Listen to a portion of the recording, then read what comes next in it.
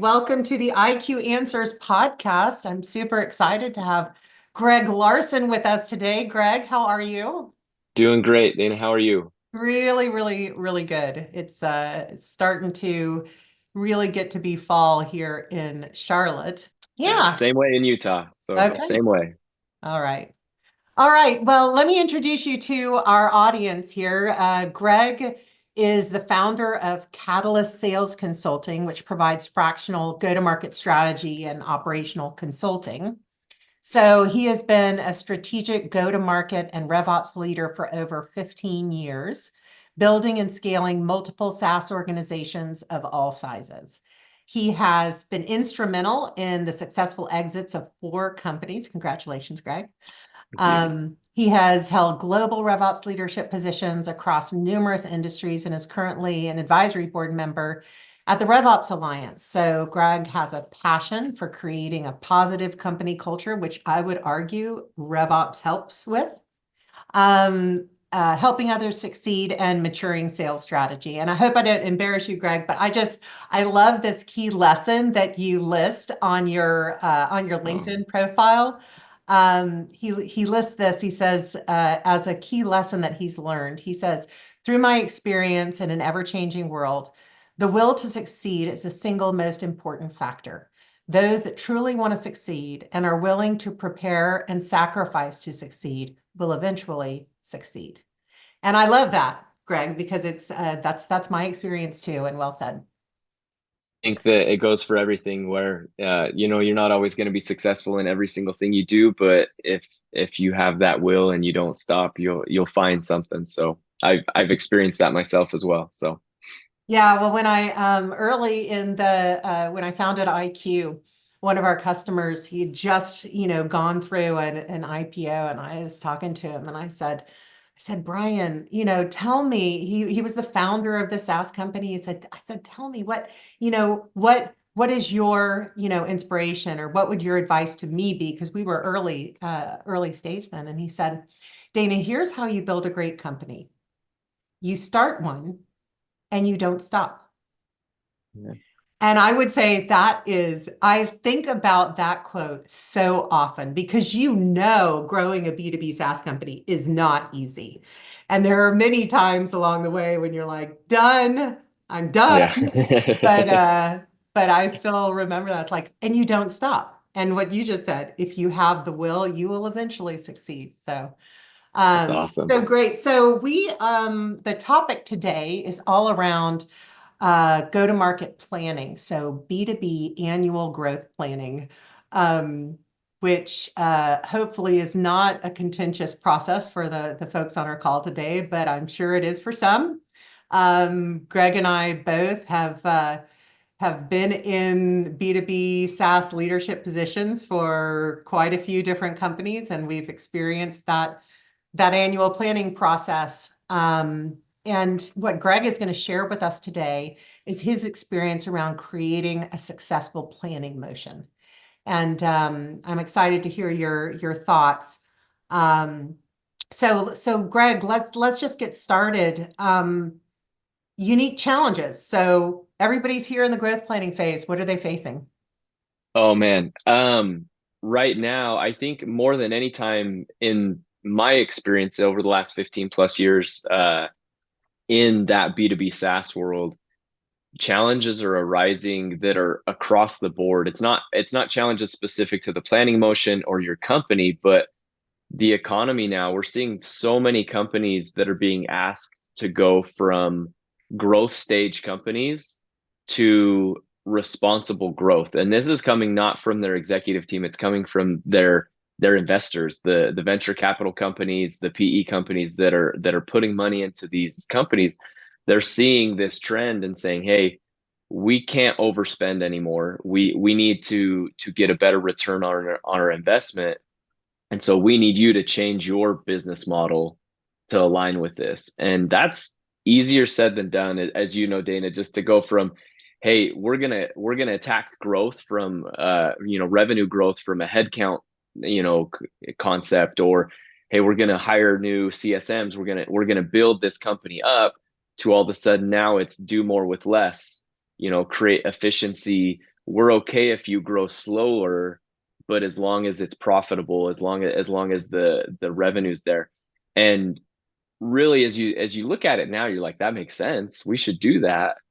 But it's not the model that a lot of companies are built on right now. And making that transition, that pivot, is not something that's just like, oh, okay, yeah, we're gonna start a responsible growth model instead of that grow at all costs model, because that usually comes with layoffs, it comes with budget reconstruction, it comes with a lot of really heavy conversations. And so I would argue that is the probably one of the biggest challenges that executive teams are facing right now as they go into this next planning cycle.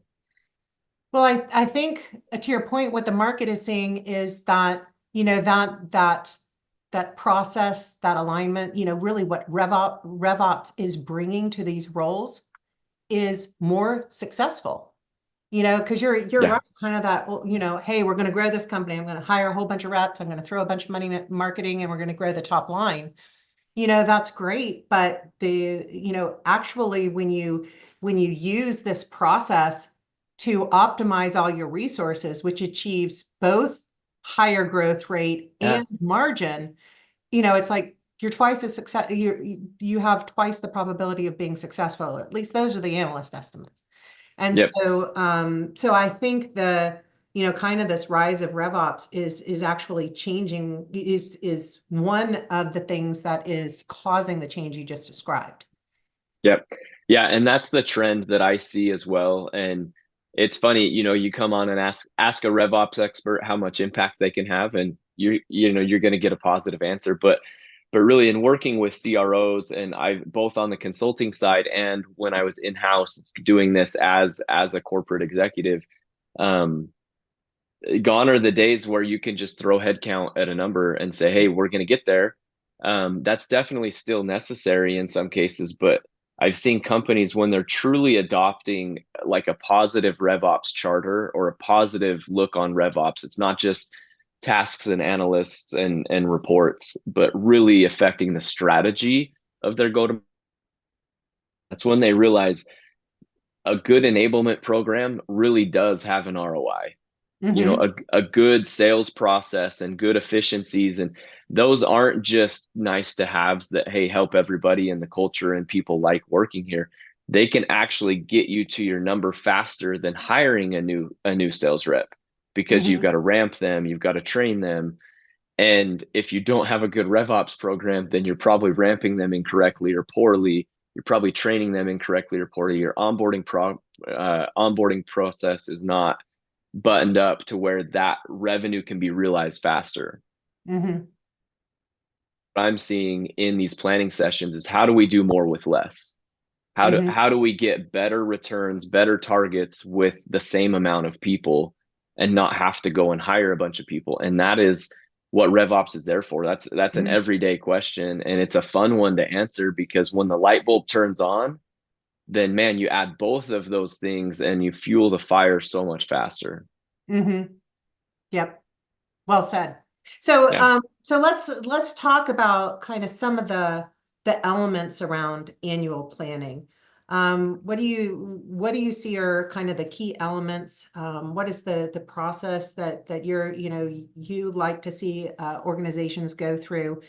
Just kind of walk us through it. Yeah. So in a high level concept, I think the companies that I've seen do this the most successfully is their annual planning motion starts with a vision or some type of outcome that is not just a number. Why are we doing this? Why, and yes, we're doing it to make money. That's why businesses exist. But they should have some type of outcome that's not money driven. You should be providing a better experience for your clients. There's got to be something that when things are hard and the numbers aren't there and it's not adding up, that you have a motive to come to work every day. And that starts at the top. The best CEOs, and we all see this, the best CEOs in any industry are the not the ones that are the smartest or the most intelligent. They paint a vision, right? I mean, Elon Musk, the vision of going to space and beyond and everything from a private company, like that's like astronomically out of reach for most people's minds. But when you paint that vision, and you get everybody on board with it, then the planning session, and not everybody has to go to the moon, but it's just the planning, and it trickles down so much more effectively. And so where I like to start from an executive team is, what are we trying to accomplish in the next 12 months outside of revenue? What are we Mhm. trying to accomplish? Okay, why are we trying to accomplish that? If you can have two very intriguing answers to those questions, you can build the revenue model that helps you get there. And that's where I like to start, is just the why. Like, why are we doing this? Why are we going to put ourselves through the B2B corporate SaaS world? Because it is cutthroat, it is hard, it's not a 9 to 5 job, it is not all rainbows and sunshines. But if you have a why, then it's worth it. And when you talk about culture, if you want alignment and you want everybody to have their head in the game, they have to understand why they're doing what they're doing, and numbers don't give them a why. Right. It doesn't. And that alignment, like you said, does start at the top. Yep. How does marketing know what campaigns to run if they don't know why we're here and what we're doing? Yep. You know? Exactly. And so taking that why and taking that structure and then working it down, I love, from like a more practical standpoint, you're setting goals, right? This is what planning's doing. Hey, we've got a goal. A lot of the times this goal comes from our board, right? Or the venture capital company or our executive team. Hey, we need to increase our revenues by 30%. Okay, great. That's a big goal. So then I go back to why. Why do we need to do this? Right? Where is that number coming from? Is it coming from just a percentage increase that the executive team and the board wants us to hit? Is it realistic? Like I like to dive into that a little bit before we even take it to the rest of the team, because we want to understand and back that up. And I'm all for growth. I'm all for fast growth. I don't want to limit our growth at all, but I want it to be able to have like a clear path. I like to call it the path to success. And Mhm. so every company wants to stretch. Where RevOps comes in this planning session is, you take your stretch goal. Let's say it's, we're going to grow by $10 million in ARR this year, right? Just to throw out a round number. Um, if I can't find a path to success to that, then that's where I'm like, okay, why do we need to do this? What's driving this? How's our set there? But once we get to there, and we'll talk about some of the questions I would ask to identify that. But once we get there, I am a huge fan of the kind of the OKR system of, we set those top line goals, and those are just the key things that we're focused on. And then departments should have all their goals line up to those top line goals. And then individuals should line up to the department goals. And this is a way not to dictate goals or to keep tabs on everybody, but really it's a way for individual contributors to have a very direct line of impact to the company's success. How many times have we talked to people that they don't know what they're doing in a company, what it's doing for the company, right? I come in every day, I take my calls, I talk to my clients, and at the end of the day, I go home and I have no idea what impact I just made. As leaders, that's not acceptable. Like, yes, everybody can't solve the biggest problem in the world at the company, but everybody's impact should be definitely defined and known, because that's why they're there, right? And so that's where I like to start with our planning. Yeah, and I would say that is so key. I mean, again, you talked about culture, but just every person knowing why they have to do what they need to do. And like you said, if you have a RevOps model, like you're talking about with your OKRs, and you have calculated why everybody has their goal, and if they Yep. hit their goal, then everybody else can hit their goal, and then everybody else can hit their goal, then Right. everybody feels important, right? Everybody gets their head in the game and everybody is working together. And Yep. that is the big cultural shift that I see when this is actually established and working in an organization. I love it. Yep. Yeah. That's the utopia that you're looking for. And so going back and how do we make this practical? Because I could talk about like the strategy and the culture, and that's a big passion of mine. I am a big people over process, culture driven success. That's the way I operate. But yeah, your viewers and everything, there's got to be some practical takeaways here. And Right. so at a high level, this is how I look at this is if I have a goal of we're going to increase revenue by 10 million and I look at my pipeline, I look at my current reps and their success rate and everything, and I'm like, great.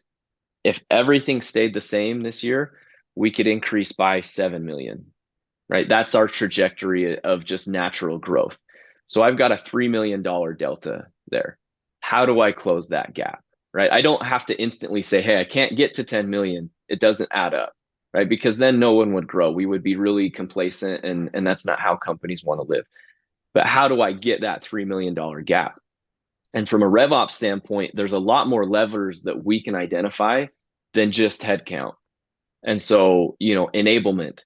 Can I identify, and if I'm a good RevOps operator, I've been tracking this, what the impact of additional trainings, of coaching, and all the enablement things that we're doing? Can my enablement team increase our close rates by 5 percentage points? And what does that do to revenue? Okay, if we increase their close rate by 5%, no other changes in metrics, but we just increase their win rate, all of a sudden we gain another $1 million.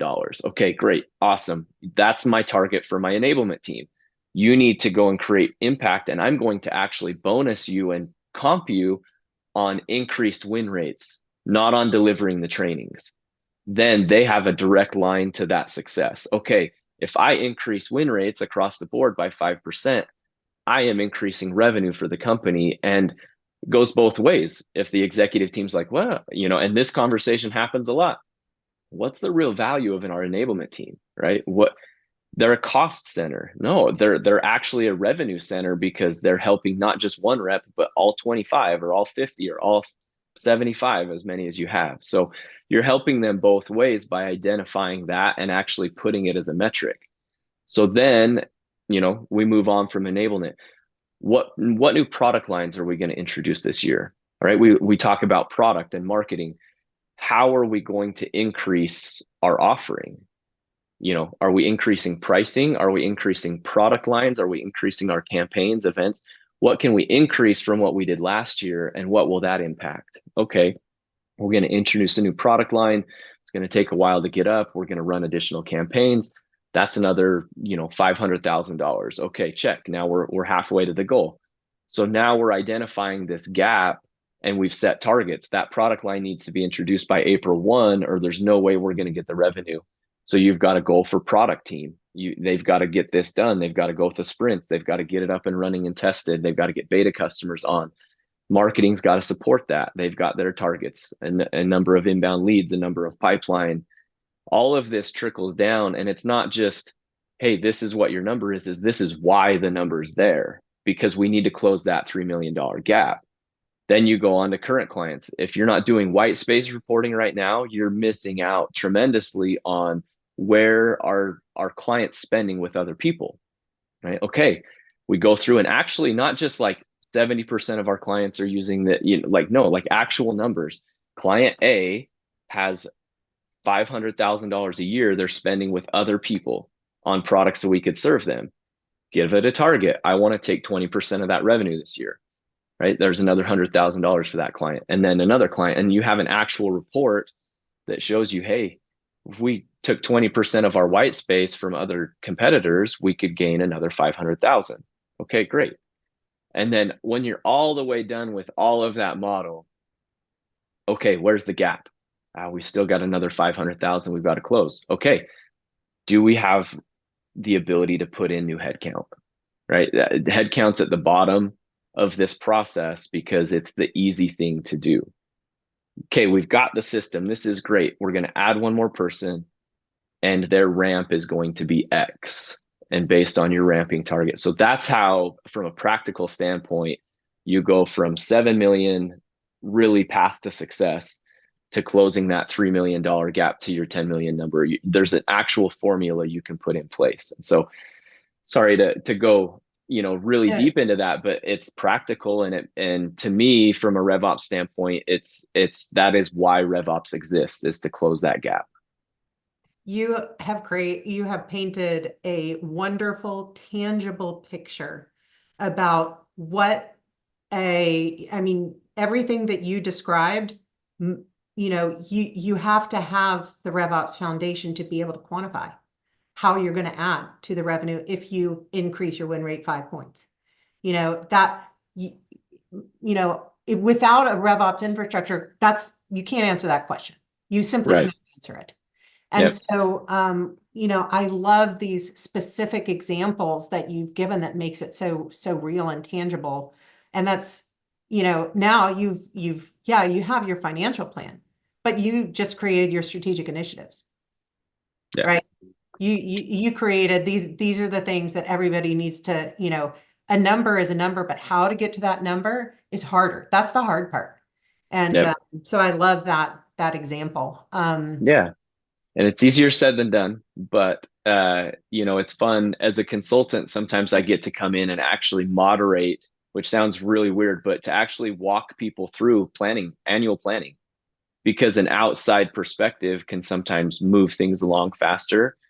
And yeah, it's sometimes we get caught in this analysis paralysis, and that's why just a streamlined start with A, go to B, go to C, and then at the end of the day, hopefully when you get down to the end of it, you've got a path to success.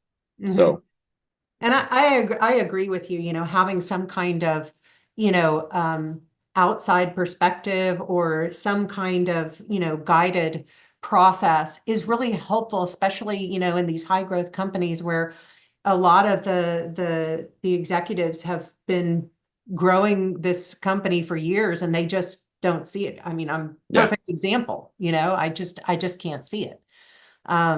So totally agree with you on that. What are you, how do you help executives negotiate their targets or CROs negotiate yeah, their targets when that's required? yeah. How do you do that? And it's a tricky point. I've been in that situation as a CRO. I've been in the boardroom, and you're like, that's just not achievable, right? Like, how do you expect me to do that? And there's a big reason why, if you look at the data, CROs are in the position they are in for 12, 24 months, usually, in that 18-month range, because it all falls on them. And so if you're in that situation, a lot of CROs, there's a little bit of ego in that, of like, if I say I can't hit my number, then what am I good to the company for, right? If I say, oh no, I can't do that. And so they take on numbers that are not achievable. And it's not just it's a stretch goal. It's just not achievable with what they have. And so what I give advice to the CRO or the sales leader, whoever's taking on that number, is you need to, if I could give any one piece of advice from a strategy standpoint, is learn to poke holes and be, questioning from the same side of the table. Because the default, if you don't have that experience or you haven't gone through this before, is to be somewhat confrontational, like, that's not fair, I can't hit that, you're not going to, and you start to battle, I don't have the resources, I don't have this, I don't have that. And all of a sudden it becomes like the rest of the executive team and the board against you. And even if you win that battle, it does some scarring from your relationship with the board. And so learn to negotiate from the same side of the table. And the way that I've always done that is starting with questions, right? Playing dumb, whatever you want. And so, I wrote down some questions, and as we talk about this, is one that I like. Can you walk me through how we came to that number as a target? Right? Tell me why that's our target. We talked about that a little bit before. Why is that the target? And there could be some really valid reasons. Hey, we're trying to get acquired, we're trying to IPO, we need to show this growth rate. Great. Okay. So then, hey, that's a big stretch. Have you considered the additional resources that number will require? Right? I can do it, but I can't do it with what I have right now. right? I can't, just that's like, you look at the stock market, like I want to retire a multimillionaire by putting money in the stock market. Well, it can only do what it's designed to do, right? If I want more money, I got to put more money in, right? Or you get extremely lucky and some, crazy stock goes boom, but you have to, like, product in comes product out. And so if you want me to achieve more, how are you going to enable me to do that? Because just like they're not saying, hey, growth at all costs, they're not going to throw a bunch of headcount at it. So it's like, hey, what are we going to do there? Another response that I had from this, I'd love to achieve that number for the company. Is there a correlated increase in other targets that will help me achieve that? So is there an increase to what marketing's being asked to provide from the top of the funnel? Is there an increase on the bottom of NRR? Like, do we have a higher target for NRR and customer success and things like that that will all contribute to that? Mm-hmm. And are there resources given to use those numbers? And so, excuse me, but what the hardest part as a CRO is being given the number and then being told, like, hey, you have no additional budget to go and achieve it. Mm-hmm. And that's where RevOps will be your best friend. And it Mm-hmm. goes back to that path to success. You're given the $10 million number. Great. Ask those questions, voice that, hey, I don't know if this is achievable. Like, we've got to really talk through this. Let me go back and map a path. You get with your RevOps counterpart, you map that path to success. And they're saying, hey, Greg, I think we can get to 7, maybe 7.5 of the 10. But to close that gap, we need XYZ. The RevOps team should be able to do this. Hey, if we invest another $100,000 into enablement, if we get this new product, like, I'm not an advocate for spending money just to do it, but if I can show an ROI of, hey, if we do this, if we can add 2 more headcount, if we can add this, if we can, go to these events, we'd be able to pull more marketing, more inbound leads, then we can get you to that number. Then Mm-hmm. you have a plan. Then you come in as a CRO and you look like the most strategic Mm-hmm. leader in the company of, like, you're going to give me that. They know that that's a huge stretch target. They know that they're asking you to do something that they might not even think you can do, right? Yeah. But if you come in and say, hey guys, I ran the numbers with my team, we can get here really confidently. If you want us to get here, this is what I need. Mm-hmm. And then what can they say? No? Okay, well, I'm not confident we can get there then. And the data backs me up. The data, it's not me, it's not my opinion, it's not my bias or like my desire to do it or not. Like, I'd love you to get that number, but the data supports this. And if you want the data to support the 10 million number, then I need to add this to it. Yeah. So that's how I would go about objecting or negotiating a target is, state your concern, ask questions, and then go to the data. Go to the data as much as you can. Yeah, I loved your earlier example, Greg, when we're looking at those RevOps models and, you plug your bookings target in and it will use all your current sales velocity metrics or your RevOps metrics. And you go down and you go, okay, so with our current performance, let's just talk about the sales process. Yeah. With our current sales velocity metrics in our sales process and that bookings number, our pipeline at the beginning of Q1 needs to be 32 million. It's 12 right now. Yeah. Right? I mean, right there changes the Yeah. conversation. It's Yep. not, I need more marketing. It is, I have to get from a $12 million pipeline to a $32 million pipeline if you want me to hit that number. Yep. That then it's a conversation. Yeah. It's then we're jointly problem solving. Exactly. And I actually experienced that at one of the companies that I was at as a full-time operator.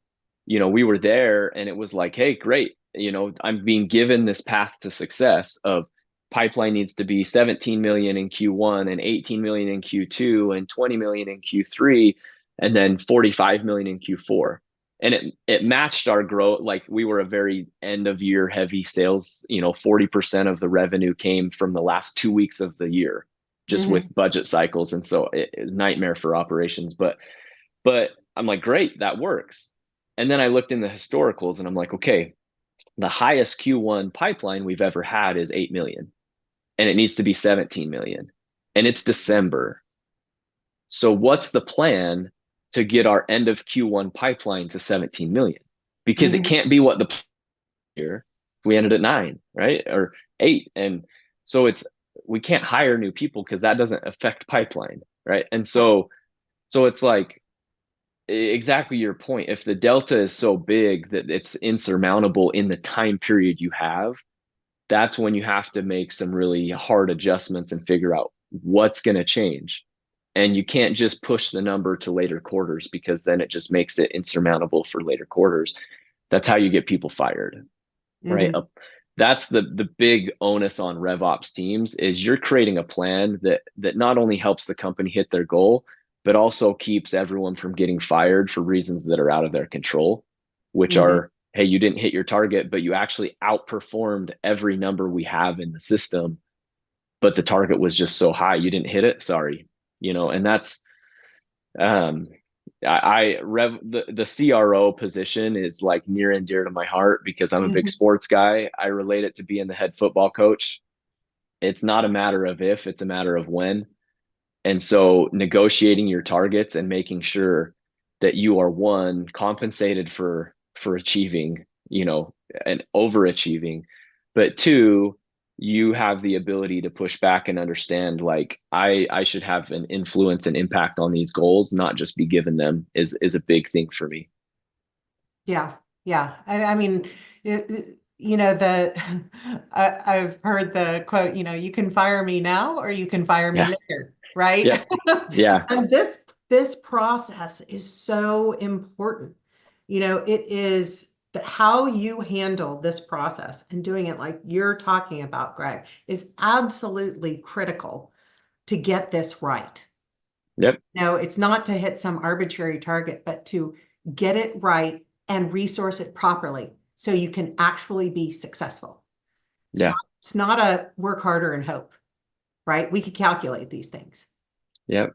But the So, grind, Dana, the grind, like everybody, yeah, like we're just gonna work harder. We're gonna, the end of quarter push where you're there for 15 hours on a day and everybody's staying late and we're gonna bring in dinner and that's necessary sometimes, but that shouldn't be the plan, right? That yes, shouldn't be the plan. well said. Yes.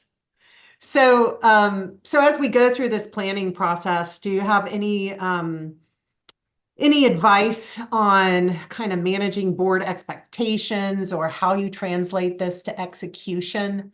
What are the pieces as we've kind of hammered out and negotiated a successful, achievable plan for the year? What does the rest of that motion look like? Yeah. And I'll caveat this with this is definitely, there's a different piece of advice based on the stage of the company, right? If you have been in business for a while, and from a data standpoint, you have the data to back it up, then I am 100% trust the data. Go get the data. You are not likely going to flip the data on its head 7 years into your cycle. Mm, All of a sudden close rates go from 15 to 40%. All of a sudden pipeline goes from 10 to 20 million. That data is going to dictate what you're doing and you need to trust it. You need to trust it. Now you can impact the data. You can grow by 20%, right? You can do that, but you have to know where you're starting from and you mhm. really need to trust that data. And that's where a good RevOps team and a good planning session will go in and create the data model that shows that and shows the path to success with the data.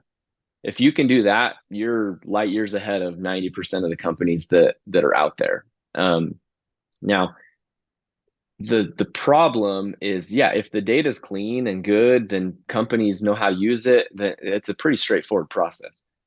Most companies that I've worked with and for and talked to and everything is the data is not always clean. The data is not, it's sometimes it's new. We're 2 years in existence. We just did this big org transformation and we've got a completely different business model than we did last year. So the data doesn't really lend to like this good long tail of analysis. Mm-hmm. At that point, you really have to dive in and identify the strengths and weaknesses of your team. You know, individual team members, what can they achieve? Where's the benchmark? What are we going to achieve with them? How can we get them up to a higher quota percentage? How can we add more pipeline? And you get very granular in your training, in your planning process. But overall, we talked a little bit about this earlier, but from a practical standpoint, we start with the data. Is this achievable? Yes or no? Right? Is this achievable with the current team, the current model, the current practices? Yes or no? If not, what's the delta? Right? Then we go in, how do we close that gap? Enablement, training, customer success, better N&R, more marketing, more pipeline, things like that. Hiring, we look at that. One of the fastest ways to increase revenue is not hiring more, it's hiring better, Mm-hmm. right? If you are hiring and you do not have a completely buttoned up onboarding program, like what they're doing for all 8 hours on, oh, maybe it's less than 8 hours on day one, but all 8 hours on day one, day two, day three, day four, day five, I would say all the way up 30 days. Right? If you do not have a plan as to who is mentoring them, who is helping them, what they should learn, by when, how they're passing it off, you are leaving hundreds of thousands of dollars on the table, because if you can ramp someone properly, it should only take 30 days. And I get it. Products are complicated. Pipelines need to grow, everything like that. But if your sales team is just shadowing sales reps, or they're going to team meetings and trying to learn by osmosis, you're just setting them up for a long ramp. And all of a sudden, 9 months later, they close their first deal and they're super excited. And in the background, the board's like, man, we thought they were going to close the deal in month 3, but you really didn't set them up for that. Right. Mm-hmm. So hiring is a huge part of this plan, but it's not just finding people, it's having an actual onboarding program. I consider that part of hiring. So that's how you're going to close the gap. So what's the goal? What's the delta? How are we going to close the gap? And is that really achievable? Right? Is it achievable to close that gap? Then once we've gotten a yes there, then a lot of people stop. Hey, here's our plan. We're going to do this and it's going to work.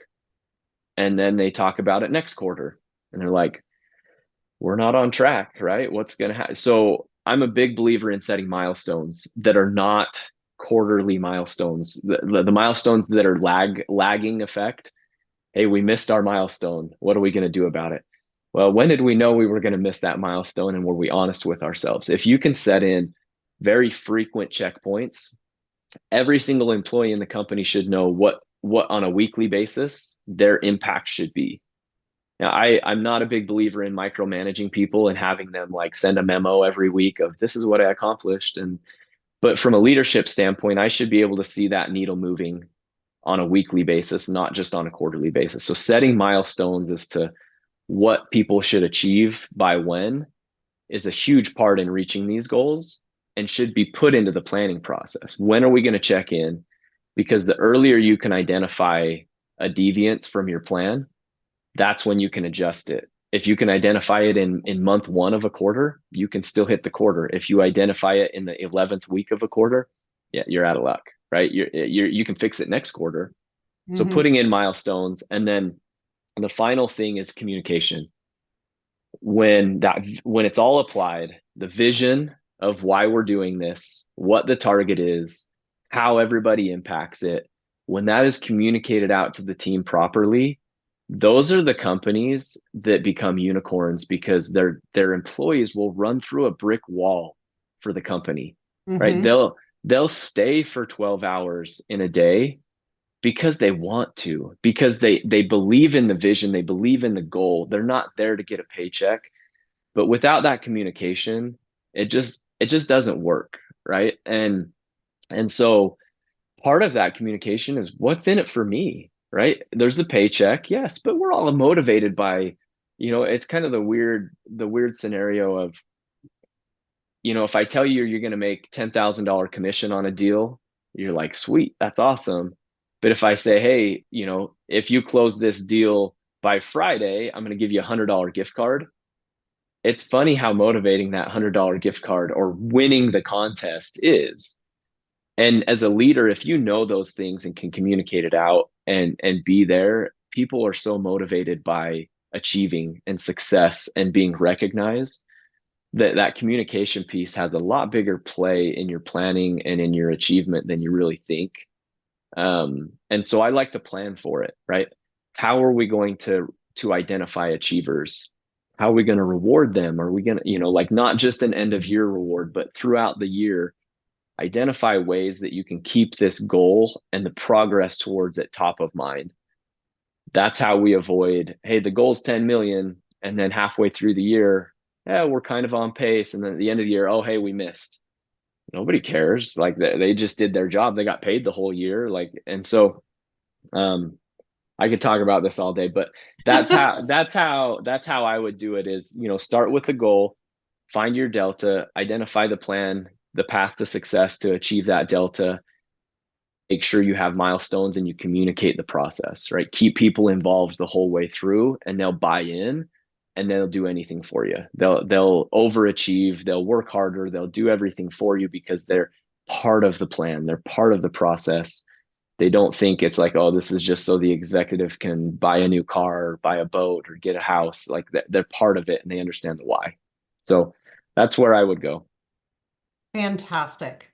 Greg, this has been such a great discussion. We are super aligned on kind of what our experience has been and how we're helping companies grow. So where can folks find you if they want to get in touch with you, Greg?